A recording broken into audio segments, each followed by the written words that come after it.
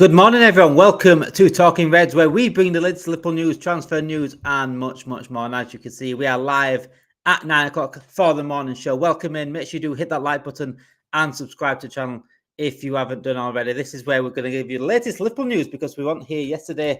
Unfortunately, I couldn't get on yesterday. So I'm going to give you the updates this morning regarding Marc Guehi, regarding Antoine Semenyo, and also Real Madrid's interest in Alexis Mac Allister. Yeah, it's Real Madrid once again. It's always Real Madrid, isn't it? It's always Real Madrid without fail. Trent Alexander-Arnold got in the summer. They want Konate in this summer. And now they also are eyeing up a move for Alexis Mac Allister. So yeah, welcome in, guys. Welcome in. Make sure you do, like I said, get your comments in the chat as well. Let me know your thoughts on the Guehi situation. Do you think Liverpool will go back in for Guehi next summer? Do you think it's going to be a big battle, according to a reliable reporter? And the price reveal of Semenyo has been leaked as well regarding whoever wants to go for Antoine Semenyo, because Liverpool are one of the clubs that are looking at Antoine Semenyo, and Richard Hughes is a big fan of him, according to reports. A little bit of an update on Isak's fitness as well, and also something to do with Champions League coverage and when a big company is going to take over, hopefully, Champions League and hopefully maybe the Premier League at some point. It would be nice. Yeah, let me know in the chat your thoughts on this morning's news, and make sure you do hit that like button and subscribe to the channel if you haven't done already. So let's get into the news, and that's what you all are here for. Let's start off then with let's start off with Guehi, because we spoke about Guehi yesterday. It's only a little bit brief, a little bit on Guehi. Romano's actually had his word on Guehi yesterday. It's going to be a crazy battle to sign Marc Guehi next summer. Liverpool remain in the conversation to sign a defender, but there are 5 or 6 clubs keen, with it set to be a financial battle to try and reach an agreement on salary and signing fee. One thing I will say, though, before we do get into that, about the 5 and 6 clubs, Marc Guehi is not the player to sign over financial and over how much someone offers him. He pretty much was a Liverpool player. It was almost done. It was medical passed. It was going to become a Liverpool player. Palace pulled out last second. And we've had this conversation many times on here. Look, I stand by the notion. I think Liverpool should have moved a little bit earlier for Marc Guehi, especially being in such an important position, an important signing. I think it'd have been a brilliant signing this season. And what we would need right now, for me, especially the centre-back depth we don't have right now. Yes, we should have paid up a little bit earlier, but he was going to sign for Liverpool. That's what we absolutely know. He was literally going to be a Liverpool player. He was happy being a Liverpool player. But there is now a problem we have. It's not just us that are going to be talking to Marc Guehi. In the summer, we had pretty much a straight fight for it. It was just us. No one else really put their interest into Marc Guehi. It was just us. That's why we pretty much got it done.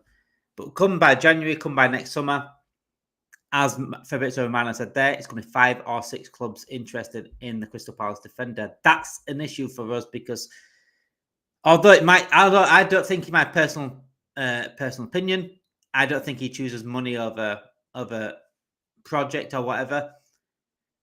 He still could change his mind off Liverpool. He could still be like, oh, well, I had the chance to go to Liverpool. I've had another year in the Premier League. I might want a different league. I might want a new challenge. We've already seen this summer Trent Alexander-Arnold leave to Real Madrid because he wanted a new challenge. This is a guy that was a Liverpool fan, a Scouser, grew up as a Liverpool fan.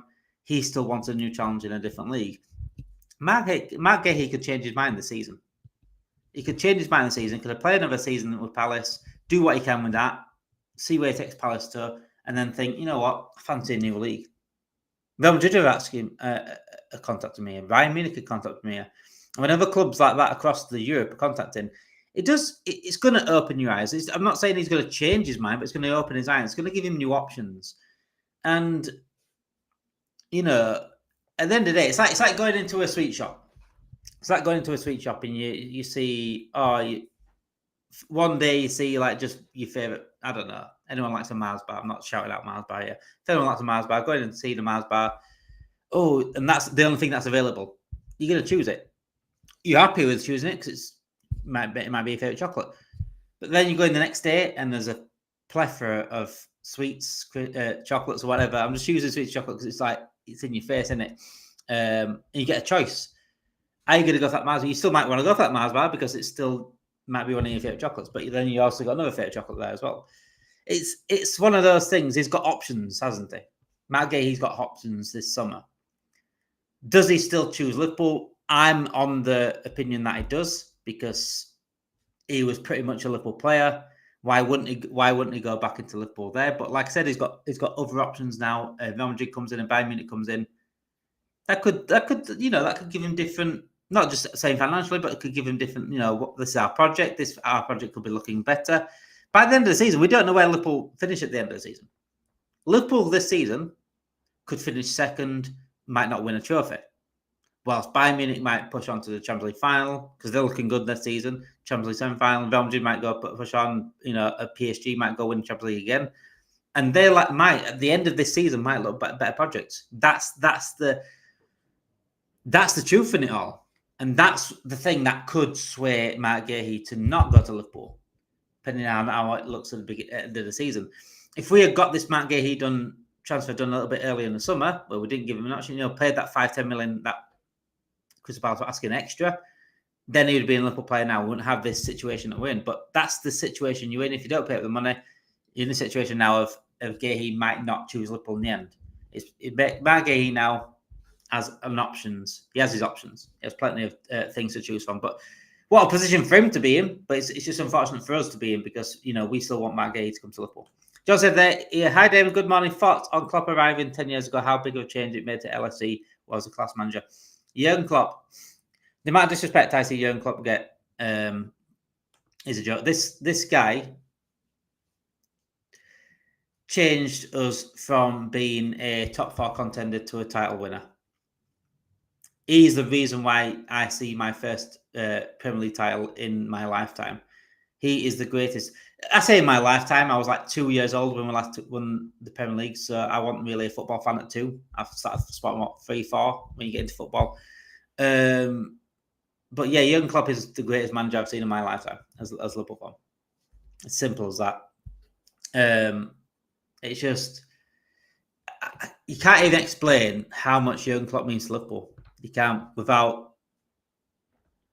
There's no words. He is the reason why we are competing now for titles, competing for the biggest trophies. Yes, we won trophies before, but Jurgen Klopp is the reason why we have the Van Dijk, the Salah. He is the reason why we are in this era that we are now.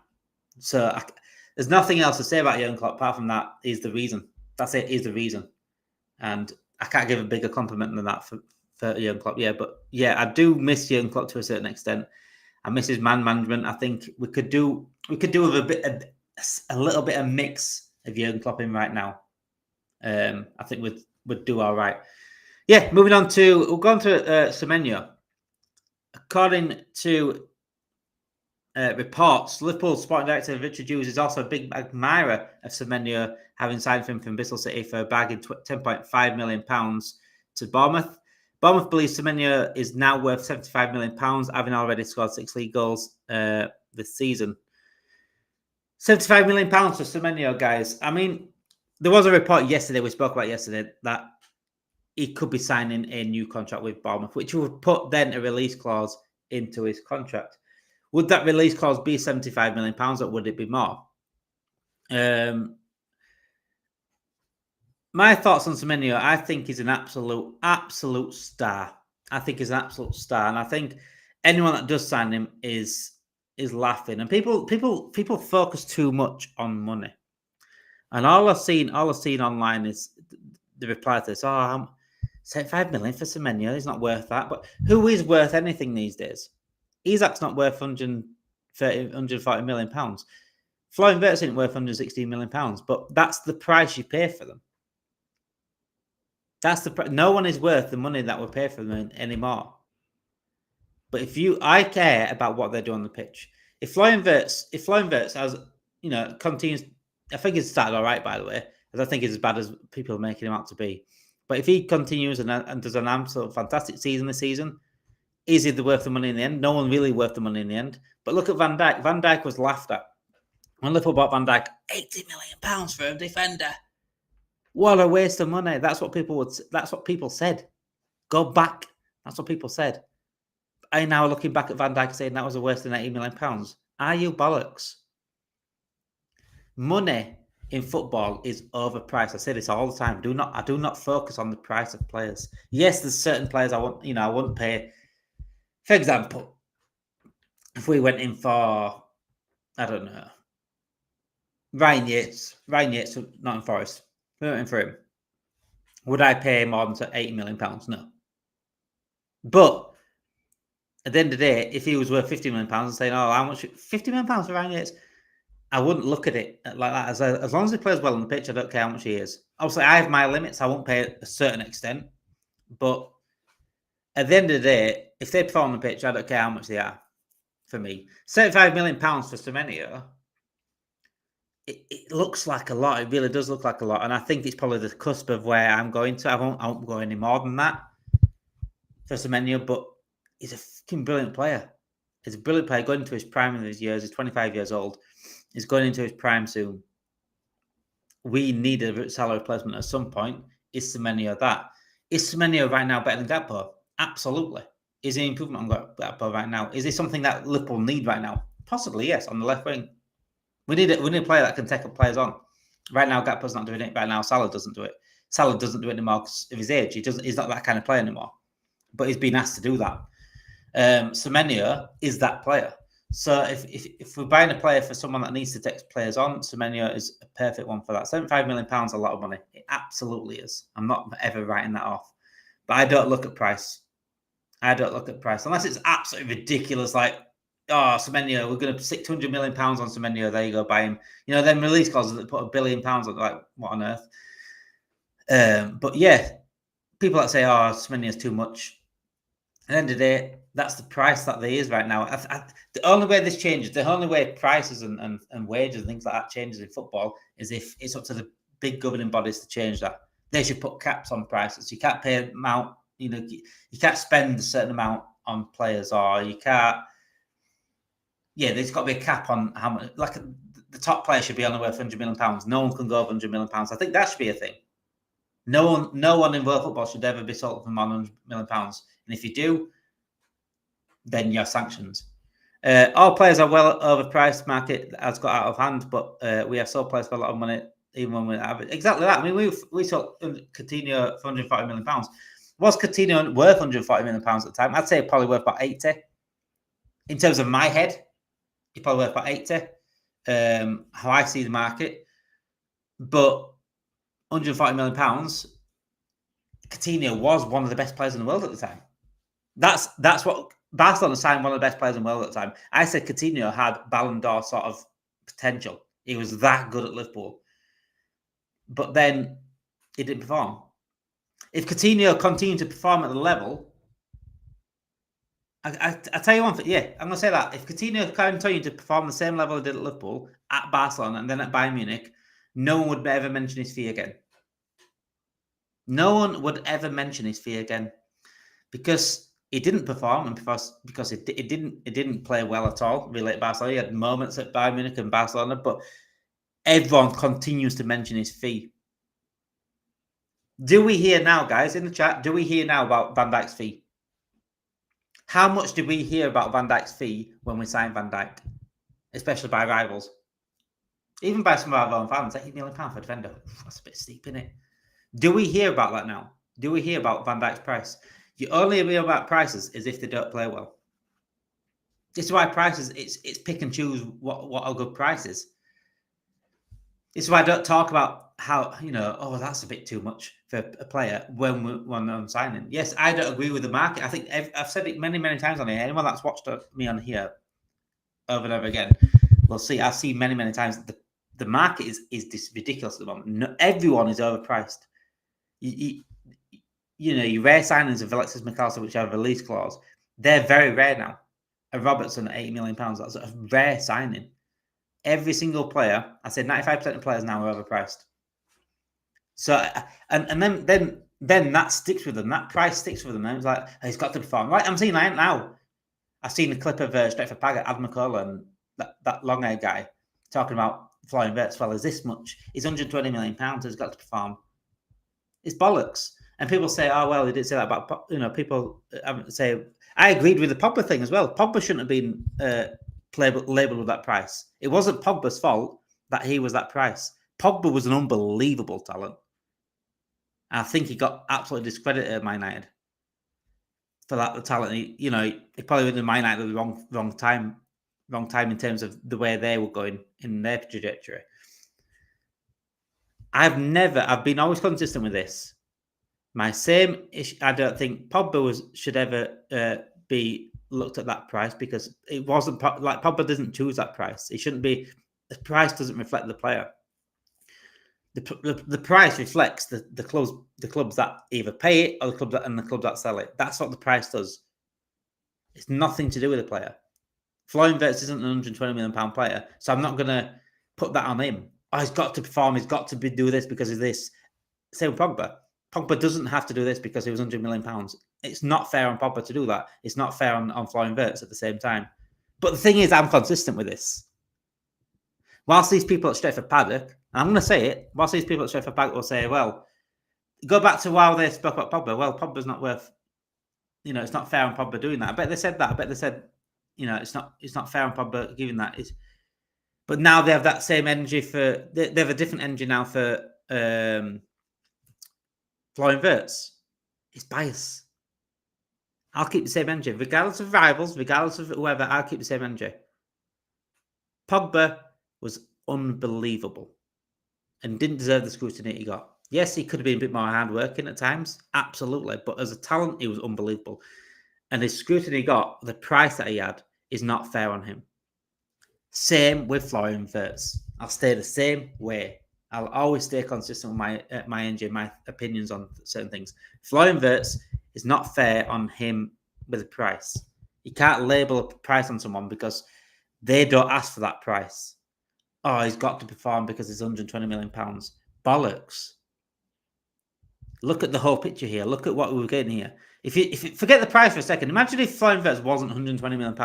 You'd be like, well, it's a new player. He's shown signs. He's had a couple of good games. He's not hit the levels that he has done yet by Leverkusen, but it's a new league, seven games in. He's gelling to a team that's probably his system's being questioned at the moment. So the only thing that you have against Florian Wirtz is his price, something he didn't choose. It's like logic goes out of. It's like logic leaves when you talk about rival players. And I've always said the same on here. I'll stay consistent no matter what. If a good player is a good player, I don't care who he plays for, I'll tell you he's a fucking good player. If someone's played poor, I don't care if he plays Liverpool, I don't care if anyone else, I'll tell you he's played poor. I won't ever be biased. My football opinion doesn't change because of who he plays for. My football opinion changes if they play differently. If all of a sudden, Alisson Becker started playing poor for a year, 2 years, I might say, well, maybe it's time for Alisson Becker to go. But right now, he's nowhere near. He's the best keeper in the world still. So until they give me reason to change my opinion on them, I wouldn't change my opinion on them. It's like Salah. Salah's playing poor at the moment, absolutely. And I've seen people saying, "No, we shouldn't have given Salah a new contract. Oh, we should sell Salah now. We should push him out." No. What I saw last season from Salah, that just didn't go like that. The system's letting him down at the moment. Yes, he should be improving, absolutely. But I'm not going to change my opinion on watching 7 games of football when I watched that last season from Salah. And not only that, I think he played fantastically against Atletico Madrid, in which the system suited him a bit more, where allowed him to come inside. So until I see that, then my opinion doesn't change on Salah. He's still our best player. So you're based on what you experience, what you see. But one thing I won't do is label prices on players, because players don't ask for those prices. Those prices are asked by the clubs, and if it's up to the club to buy them, it's on them. It's on the club itself. Are you willing to pay that sort of money for a player? If we buy that player, I don't say, well, he's £120 million or he's £100 million or if you bought Semenyo of £75 million, well, it's £75 million, you better perform. He doesn't ask for that. He's just performing to the level that he is doing right now, Semenyo, and that's the price that Bomb's stuck on him. And if someone's willing to pay that, someone's willing to pay that. But if Arsenal signs Semenyo for £75 million, don't say, "Oh, want to waste some money, Arsenal. There will be Liverpool fans like that, by the way. If Arsenal bought Semenyo for £75 million, there will be a lot of Liverpool fans out there laughing at Arsenal, saying, "What has it been about £75 million for Semenyo from Bournemouth?" But if Liverpool did the same thing, they would change their energy. They'd be like, "What a player! What a signing we've bought! I don't care about £75 million. What a player we've just bought! Look at him ripping up the league." People change their energy through bias. I don't do that. But then it's egg on their face because, I mean, I went to a tweet that happened, a big Liverpool aggregate account on X.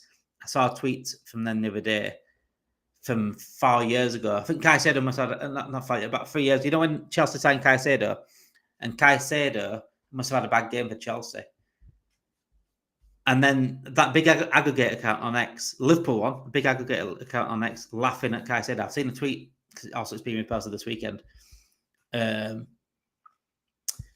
they were laughing at Caicedo saying, "Oh, what a waste of money. I told you, what a flop." But look at Caicedo now. He's the best DM in the world. In the league by far. He's unbelievable. One game doesn't define a player. A price tag doesn't define a player. It's what you see with your eyes defines a player. Caicedo has always been unbelievable. It was a cracking signing for Chelsea. And we changed a lot of Liverpool fans changed their opinion on Caicedo because he signed for Chelsea instead of Liverpool. If he signed Liverpool, they wouldn't be talking about price tag. If he signed for Liverpool, one game would be like, "Oh, it's only one game." But because he signs for rivals, people change their energy. That's one thing you won't get with me. I keep. Why would I change it? It's been dishonest. Caicedo was a fantastic signing for Chelsea. I said at the time, I wish we'd signed him. So right now we need a Caicedo, by the way. It's funny, isn't it? And we did that against us on not even just a goal. He was the best player on the pitch by far on Saturday, Caicedo. So, and don't let these aggregate accounts create a narrative on a player because we didn't sign them. Keep the same energy. That's what I'll always do. Keep smashing the like button, said DB. Every click helps the content spread by the other Reds. Thank you so much, DB. Hope you're well. I haven't seen you for quite a while, actually, but I hope you're doing well. Like DB said there, if you can hit the like button, it takes 2 seconds to do it. It does help us out massively in terms of spreading. We are growing our TikTok as well at the moment. We're nearly on 1,000 followers on TikTok, so that's going in the right direction as well. So hopefully we can get this going back in the right direction again on YouTube as well. Crystal Palace 2-1. Don't remind me, AR. I'm trying to like avoid what's just happened in the last week, AR. I'm trying to forget that. It's the international break. Let me chill. Let me not remember what just happened in the last week. I know exactly what happened. We need a centre back, CDM and winger. I did actually, funnily enough, AR, I did a short video for TikTok yesterday. I did it yesterday or the day before. And I said, what 3 players, is a question for you guys in the chat. What 3 players in the Premier League past would you sign right now for Liverpool that we need? And I said we need a centre-back, we need a CDM, and we need a left winger, I said, really. Well, that's what I'm based on. Well, winger, CDM, and centre-back. And I couldn't, but I'm not allowed to choose Liverpool players. I didn't choose Liverpool players. So my players were Vincent Kompany. I'd sign Vincent Kompany. Him and Van Dijk as a partnership would be just ridiculous. I think Vincent Kompany is not ever looked at as enough as one of the greatest, but I think he is. I'd sign Marc Guehi. I'd actually have Kante as well. I'd have N'Golo Kante, but Mac Allister, I think he's the perfect one. He's the reason why that CDM position was named after him. Mac Allister role. It was unbelievable. And I'd also sign Hazard on the left. That's why if I go back in the Premier League, I said, what do we need? Liverpool need right now? We need a winger, we need a CDM, we need a centre back. I said, get Vincent Kompany, get Mac Allister, and get Hazard. That's what we need right now, I think. Those sort of players. But would I go back and get a Ronaldo? Absolutely. Would I go back and get an Henry? Absolutely. Would I go back and get a John Terry, Ray Ferdinand? Absolutely. A Kante. But those 3, I think, would suit us right now for what we need. Because Kompany was actually decent with his feet as well, so he would suit slot. But it was just an absolute beast, wasn't he? Him and Van Dijk, Kompany and Van Dijk as a back player would be just. I mean, you can't beat him in the air for number 1.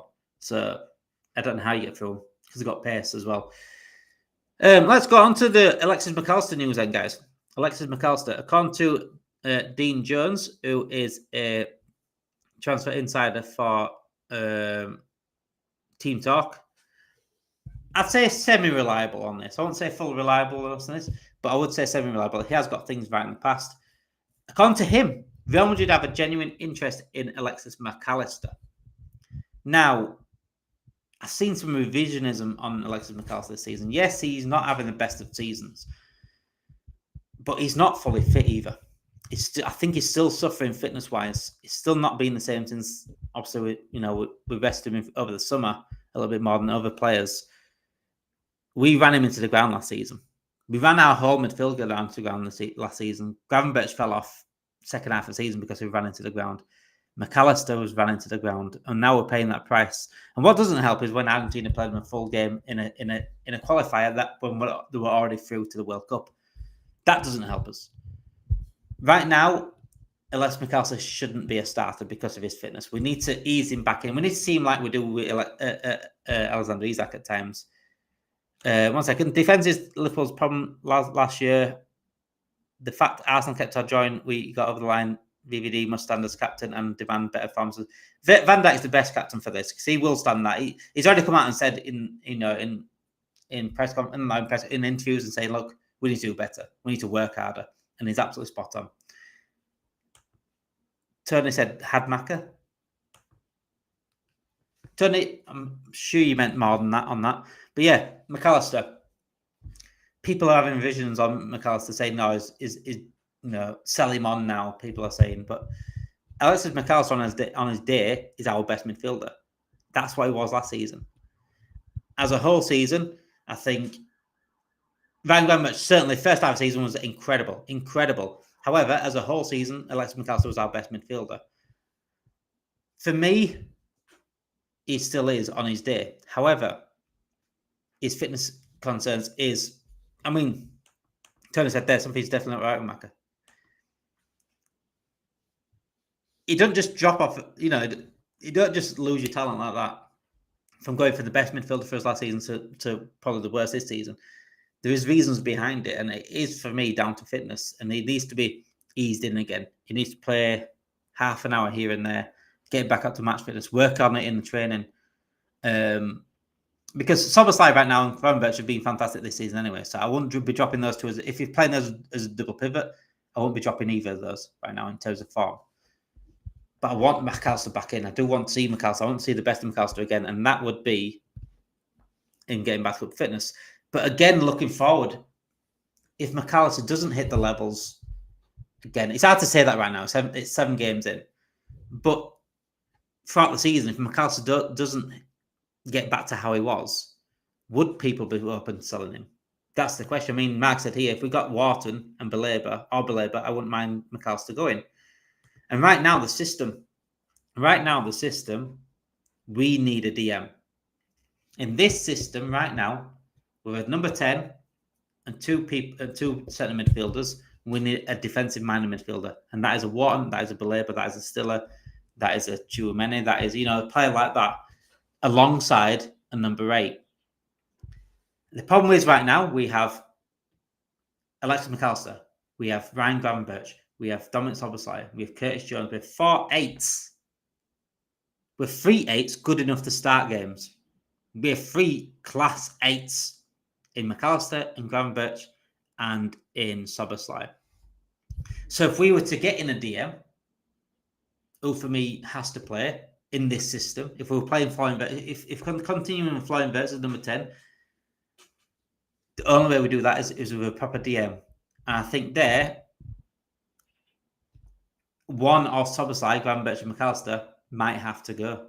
And that's, I hate saying it, but we're having 3 8, we've got 3 8s there that can start games and that are absolutely class in their own right.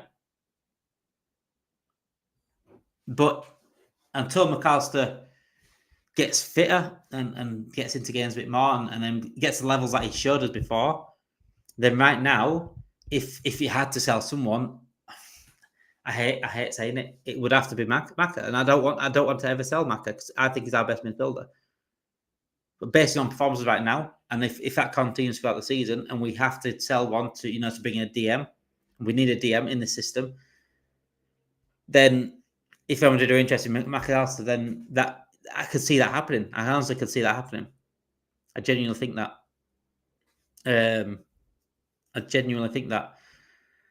What do you reckon? Oh, one second. Let's get this one up first. I think Maka would be sold if we got a Pepper DM and a winger, said Tony. It wouldn't surprise me, but I don't want to sell Maka. I don't want to sell Maka, personally. But we're greedy then, we're having all three if we need a DM as well. What do you reckon of Frimpong, Kirkes, Verts, Isak signings? What do you reckon about Arne Slot's tactic system and player system? AR, if you go back onto our stream we did yesterday, 1 second. Let's get it up. So if you go onto our channel, AR, go onto our channel, go onto videos, not on lives, don't go on lives, go on videos, and go on tactical breakdown. So yesterday, was it yesterday? 1 day ago? Yeah, it was yesterday. So yesterday, a tactical breakdown was released. I think did we do it in the morning? Or was it might have been the day before. So yeah, if you go onto our AI, if you go onto our channel, our Talking Reds channel, go onto videos, go onto the top video, tactical breakdown, how to fix Liverpool. We speak about this system and our sort of system right now, and we also speak about the signings as well. And also, 1 second, we also spoke about how the system's not helping the signings the other day as well. 1 second, we'll get this one up as well. Was it a live one that we did on that? That might be on videos as well, mate. So, yeah, if you've gone that, there we go. Yeah, so if you go on our profile, our Talking Reds YouTube main page, go onto our videos. You'll see how to fix Liverpool at the top, and then a couple of videos down, you'll see we need to talk about this. 3 issues to address right now. So we also address with that as well. We talk about individual performances. We talk about system in these 2 videos. So go on to them. You'll get exactly what we're talking about in terms of system and how it's not getting the best out of individual players. Right now, if I'm going to brief over this though, Frimpong, I think Frimpong should be our starting right back in this system. Kirkes, I think Kirkes is a victim to the system at the moment. I think he absolutely needs to improve. Absolutely needs to improve. But he's not the left back we bought. We're not playing him to the left back that we bought. We bought a left back that went up and down at Bournemouth, and now we're playing him as like an extra centre back. Kirkes is not that player. Florian Wirtz, I think Florian Wirtz has been good at times. He's been one of the best players at times in certain moments and certain games. I think he changed the game against Chelsea. I think he was brilliant against Galatasaray the first 15 minutes. But again, with Florian Wirtz, I wouldn't say he's as bad as some rivals like to make out. Rivals are like this. They'll do this. They'll try say, "Oh, he's £100 million pounds." We've already spoken about this, but he definitely needs to improve. He needs to realise it's a faster league. Maybe needs to get a bit stronger. But at the same time, I think he's coming back too deep to receive the ball, which doesn't suit him. And I think we need a DM to suit him a bit more, personally. And regarding Isak, I'm not worried. Isak showed again glimpses, but he's not fully fit anyway yet. He's not into his thing yet. In fact, do actually a little bit on Isak. 1 second, let me get it up. Let me get up. There we go. So, according to Lewis Steele, Isak is still in a recovery phase and is expected to reach peak fitness in 3 to 4 weeks' time, after having already spent 4 to 5 weeks with Liverpool, and full recovery may extend up to 3 months. So another 3. So what they're expecting with Isak to be full fitness, reach peak fitness, is in 3 or 4 weeks' time. So yeah, that's what I'm saying. So that's Isak's battling with that at the same time, and they didn't have proper training in the summer. So I'm not worried about Isak. And again, the system needs to change a little bit to suit Isak as well, I think, personally. Liverpool business hasn't been good as it looked on paper. For a centre-back and a holding midfielder, we also got Semenyo rather than Wirtz. I sort of agree with this, Mark. I sort of agree with this because I think the business was actually fine at the time, but now the system that we're playing, it makes no sense to the signings that were made. If we're going to play this system where the left back has to come in as an extra centre back, why have we bought Kirkes? If we're not going to play Gravenberch as a DM, right now, I don't want Gravenberch at DM, but right now this season, to get Florian Wirtz in, we have to have Gravenberch at DM, like we did last season. Then, if we're not going to do that with Gravenberch, then why have we got Florian Wirtz in as a proper 10? Does that make sense? I think at the time, the business was fantastic. It was the players that I would have bought at the time. Well, Isak certainly. I would have preferred a DM over a 10. I think we needed to replace Diaz. People having again saying, I'll see online now is saying, it was a mistake to sell Diaz. It wasn't a mistake to sell Diaz, by the way, because he's performed well in Bayern Munich. He always was going to do that. He wanted to leave. We sold him because he wanted to leave. We don't want a player that doesn't want to be here. It wasn't a mistake selling Diaz. And go back to our streams in summer. We said at the time, it's a mistake not selling Diaz. We said it. We said it back then. I said, I don't mind Ngomoro being a backup to Gakpo, but it's a big risk. We should have replaced Diaz. We all said it back then, and now we're seeing he's not in playing via RK, so I don't understand him. If Rio's going to be the backup to Gakpo, why are we not seeing more of him? Do you think there's more to Macca's fitness problems? I don't know, Tony. I don't know. Is there no underlying injury that's holding him back a little bit? I don't know. Does he need surgery? I don't know. It'd be nice to know, because it's a shame, really, because like I said, Macca last season was our best midfielder by far as a whole, and he was rightly in the Ballon d'Or list as well, which is fantastic for him. Just going to go over one little bit of news here that PSG's Pacho is top of the wish list for Liverpool's defence, according to a source in Italy. Pacho, I think, is a brilliant player. I think we were interested in Pacho before I went to PSG as well, so it wouldn't surprise me if he is in our list, but we certainly need a centre-back, and I stick by this. We need a centre-back in January as well.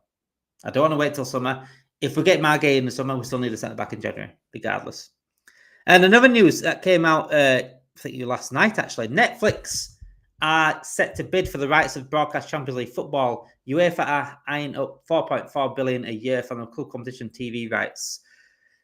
So I've always wanted this. I've always wanted like an Amazon or a Netflix to take over football in terms of Champions League and Premier League, because we should be able to watch our teams without paying out of our arse for them. We should be able to watch our teams. We shouldn't have a 3 p.m. blackout. We should be able to watch our teams play every single week in the top league in the world. Because if I went to America, I'd be able to watch Liverpool every single week. If I went across the world, I'd be able to watch Liverpool every single week, despite it being 3 o'clock and whatever time in the Champions League as well. I'll be able to watch Liverpool. But yet in this country, we can't do it. I'm hoping, I've always wanted like a Netflix or an Amazon, someone to take over Champions League and Premier League. I wouldn't mind paying a little bit extra on Netflix. It's for what you get for Netflix, it's cheap anyway. But right now, people pay out their backsides to watch Champions League and Premier League, which is absolutely ridiculous. £33 a month for, I think is it TNT now? It's TNT Sports, isn't it now? Not BT for Champions League. So £33 a month, that is. £33 a month just to watch your team. Well, obviously, I like watching UFC as well, so I think that's pretty decent to watch UFC as well, but it's not worth the money added on to what you pay for Sky, and Sky's ridiculous prices as well. It's all money-minded in football, and that's what's ruined football for me. It's all money-minded. And this is the problem now with, like, I see it on, I think it was like in the summer, Fan Debate on Sky Sports, Fan Debate, the fans on. They got the financial guy in as well. I can't think who it was. The financial guy. Is it Maguire? I can't think of his name. Something Maguire. They had him in, and they were talking about ticket prices and how bad ticket prices are. But how can they have the conversation about how expensive ticket prices are when Sky themselves but put massive prices on their prices? So it's pointless. It's contradictory. You can't have a conversation on Sky Sports about ticket prices when they need to look at themselves a little bit as well in terms of prices. It's flushing out the working class, but so is Sky, so is BT, so is TNT. So if you're going to have a conversation about ticket prices, you've got to have a conversation about the whole financial package of being a football fan, including yourself, Sky. So whilst you're having, you're saying ticket prices too high on Sky Sports, look at yourselves at the same time. You need to look at, if you can have a proper financial talk about football right now and how expensive to watch football is at games and not at games, you've got to have the conversation as a whole and not just single out ticket prices because you're Sky Sports. You've got to look at yourselves at the same time. You're right, David. If Netflix gets a lot of games, but I'm with may not show Liverpool as much because Netflix gave some away, I will consider keeping with BT. Sky's ridiculous with their prices for football, said Tony as well. I mean, like I said, I think a Netflix taking over or an Amazon taking over football would be fantastic because it'd be streaming. One thing I worry about Netflix, specifically Netflix, is the advertisements. I mean, I took over WWE, and I think it's done fantastic. That it does stream WWE, and it's got all. I'm not. I won't watch WWE now as like I would when I was a kid. But when I was a kid, I used to love WWF when it was WWF and WWE. So I can go back now on Netflix and watch all the past proper nice, good picture and things like that. I can go back and watch. I like that. I think it'd be good for football for that, but it's just the advertisement. From what I've seen from people complaining about WWE now and Netflix, is the fact that it's the advertisements, the over in your face sort of like, it's like, Americanized advertisement sort of thing. I wouldn't want that personally. But I do want like Netflix or Amazon to take over football, if I'm honest. I do want that. Netflix may get lots of games, but we'll watch on BT box, so I could leave BT if I don't see Liverpool as much. Exactly, Mark. I mean, I just want to watch my team every week. If I can't get a ticket for the game, I want to watch it at home. And then the best league of the world, you should be able to do that, especially when you can go abroad and do that. But yeah, and I don't want it to be as expensive as either. Not when it doesn't need to be. Anyway, thank you for watching this morning. I hope you have a great day, guys. We're back later on at 7 o'clock. I don't know if it's going to be myself or someone else at 7 o'clock today, but we'll be back live at 7 o'clock tonight. So make sure you tune into that. And hopefully myself and Enz will be back at 7 o'clock tomorrow night as well. Have a great day, guys. Enjoy work or enjoy whatever you're doing today. Make sure you do have a good day regardless, and speak to you all later.